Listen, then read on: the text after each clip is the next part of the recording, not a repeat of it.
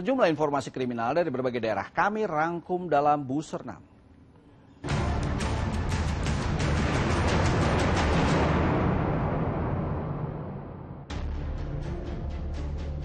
Warga Desa Tanjung Heran, Kecamatan Taba, Penanjung, Kabupaten Bengkulu Tengah, Bengkulu, Kamis pagi digemparkan dengan penemuan sesosok mayat pria di kawasan hutan lindung Liku 9, tak jauh dari lokasi Bunga Rafflesia Mekar. Jasad pria tanpa identitas ini pertama kali ditemukan oleh penjaga objek wisata Bunga Rafflesia saat hendak mengantarkan dua pengunjung ke lokasi Bunga Rafflesia yang mekar. Mayat dengan ciri-ciri mengenakan jaket berwarna merah dan tas ransel berwarna oranye ini ditemukan tergeletak di semak-semak sekitar 50 meter dari jalan. Dari pemeriksaan polisi tidak hanya menderita luka bacokan di bagian kepala, 10 jari korban juga diduga terkena sabetan senjata tajam. Warga juga menemukan satu unit sepeda motor yang diduga milik korban terparkir tak jauh dari lokasi penemuan mayat. Usai melakukan olah TKP, polisi dibantu warga setempat mengevakuasi mayat ke Rumah Sakit Bayangkara Polda Bengkulu untuk dilakukan otopsi. Seekor ayam jago jenis Bangkok jadi sasaran pencuri di Jakarta Timur. Dengan mengendarai sepeda, pelaku berhenti di depan kandang ayam milik warga Jalan Kayu Manis 1 Lama, Gang 4 Kelurahan Palmeriem, Kecamatan Matraman, Rabu siang. Setelah memarkirkan sepedanya, pelaku berpura-pura duduk di depan rumah warga. Pelaku kemudian membuka pintu kandang ayam dengan maksud agar ayam jago jenis Bangkok sasarannya keluar kandang. Aksi pelaku sempat tertunda karena banyak warga yang lewat. Setelah dirasa aman, pelaku menangkap dan memasukkan ayam aduan incarannya ke dalam kantong plastik. Atas kejadian ini, warga mengaku resah karena diduga pelaku sudah mengenal lingkungan mereka. Komplotan pencuri aki Tower Base Transceiver Station atau BTS seluler di Kabupaten Kulon Progo, Daerah Istimewa Yogyakarta dibekuk polisi. Komplotan ini telah beraksi di 6 titik di wilayah Kulon Progo. Para pelaku ini beraksi pada dini hari dengan mengincar tower BTS yang kondisinya tanpa penjagaan.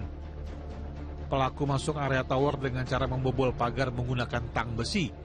Aki tower dipecah untuk diambil timahnya, lalu dijual ke penadah untuk kerajinan.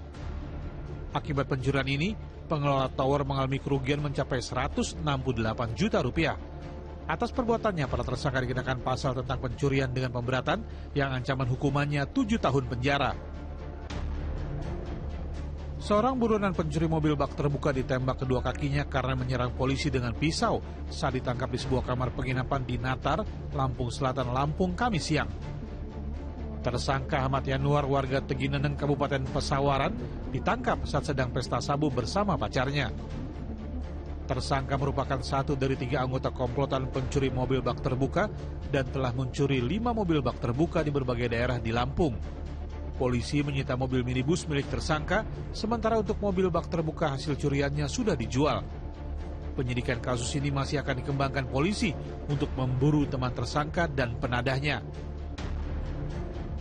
Polisi menetapkan 4 tersangka dari 7 orang pelaku pengeroyokan yang mengakibatkan korban Andika Syam 25 tahun tewas dengan luka akibat senjata tajam. Ironisnya, motif pengeroyokan yang mengakibatkan korban tewas hanya karena salah paham. Dalam video amatir, warga memperlihatkan saat korban Andika Syam 25 tahun dan adiknya Bayu 23 tahun dikeroyok 7 pelaku di depan sebuah minimarket di Dusun Lamuru, Desa Sunggumanai, Kecamatan Patalasang, Kabupaten Goa, Sulawesi Selatan, 11 November lalu.